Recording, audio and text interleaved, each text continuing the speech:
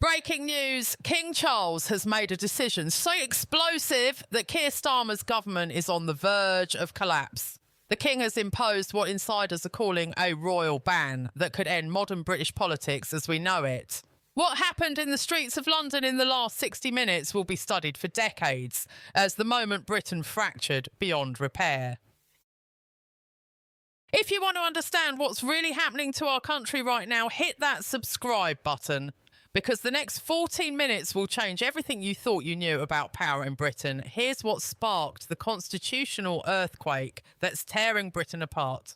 At 9:47 a.m. this morning, King Charles summoned the Prime Minister to Buckingham Palace for an emergency meeting. No advance notice, no formal protocol, just a royal command that couldn't be refused. The message delivered to Downing Street was chilling. His Majesty requires the Prime Minister's immediate presence on a matter of grave constitutional importance. Starmer arrived at 10:15 a.m, looking visibly shaken. Palace staff later described him as pale and sweating, despite the cold November morning. But Starmer wasn't prepared for what came next. The King didn't just suggest or recommend, he issued a direct order that no modern Prime Minister has ever faced. The Constitution would never be the same. Inside the audience chamber, witnesses say King Charles stood rather than sitting. As protocol normally demands, his exact words were chilling, and sources who heard them describe a tone of barely controlled fury. Prime Minister, your government's treatment of British military veterans while prioritising irregular migrants has crossed a line I cannot ignore. Effective immediately, I am invoking my constitutional authority under the royal prerogative to suspend all new asylum processing until Parliament addresses the veteran housing crisis. The response was swift and devastating. Starmer, according to two separate palace sources, went bright red and actually shouted at the monarch, "Your Majesty, with respect, you have no such authority. Parliament is sovereign. This is 2025, not 1625. The room's temperature dropped instantly.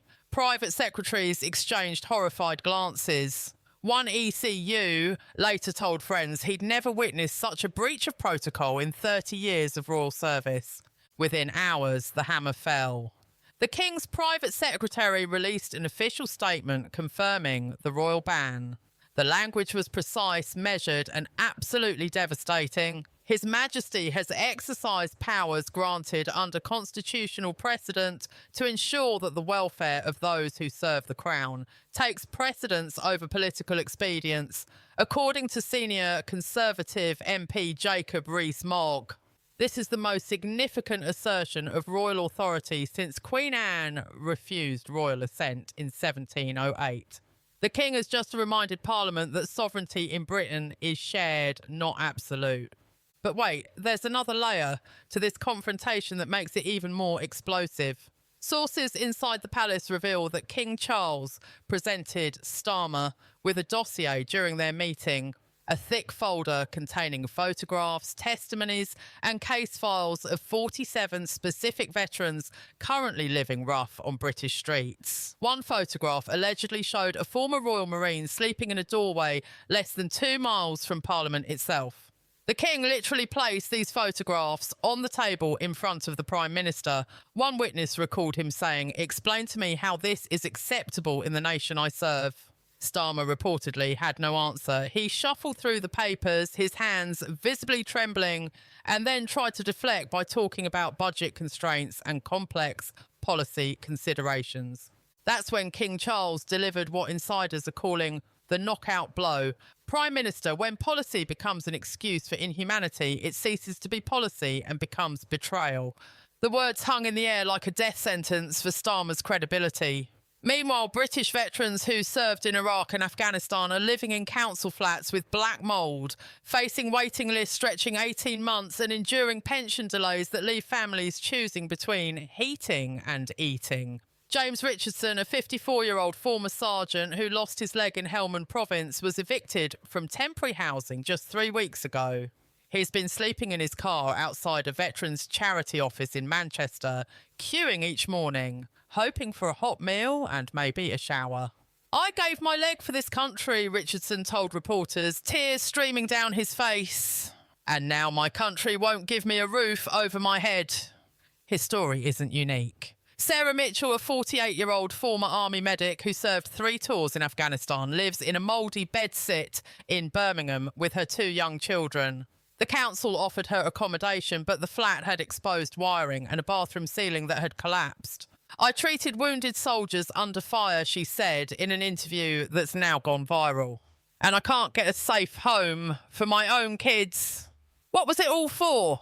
While British heroes freeze in cars and shelters, asylum seekers are housed in 4-star hotels across London, Birmingham and Manchester. We're talking continental breakfast buffets, housekeeping services, private rooms with ensuite bathrooms, paid for by British taxpayers to the tune of £8 million per day. The Britannia Hotel in Manchester, the Holiday Inn in Birmingham and the Park Plaza in London all converted into asylum accommodation while veterans queue at food banks. The contrast is so obscene, so morally bankrupt that even lifelong Labour supporters are calling it a national disgrace. Then something unprecedented happened that nobody saw coming. King Charles broke 70 years of royal protocol established by his mother and directly intervened in government policy at precisely 11:30 a.m. at Buckingham Palace. He delivered what constitutional historians are already calling the most significant royal intervention since the abdication crisis. Parliament has forgotten that sovereignty carries responsibility, the king declared, with barely concealed anger, according to 3 witnesses present.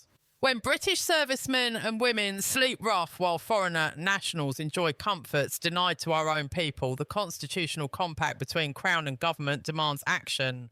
Palace insiders reveal that Charles has been receiving letters from veterans for months, hundreds of them, handwritten pleas describing homelessness, poverty and despair.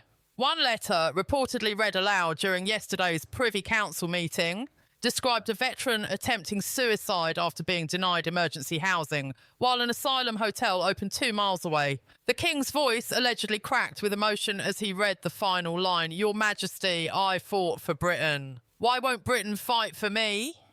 The optics are absolutely catastrophic for Starmer's government. The King, traditionally silent and neutral, has publicly sided with veterans against his own Prime Minister.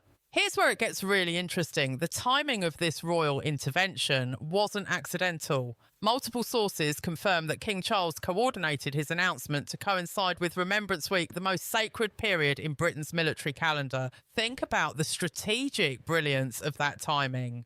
Veterans across the country are wearing poppies, attending memorials, honouring fallen comrades. And in the middle of this national moment of respect for military service, the King drops a constitutional bomb defending those who served. The symbolism is so powerful, so emotionally devastating for Starmer, that political analysts are calling it a masterclass in royal communication. Professor Catherine Hayden of the Institute for Government said in an emergency analysis published this afternoon, the King has weaponised British patriotism against his own government. Every poppy worn this week becomes a silent protest against Starmer's policies. That's not politics, that's political annihilation. The domino effect has been immediate and devastating.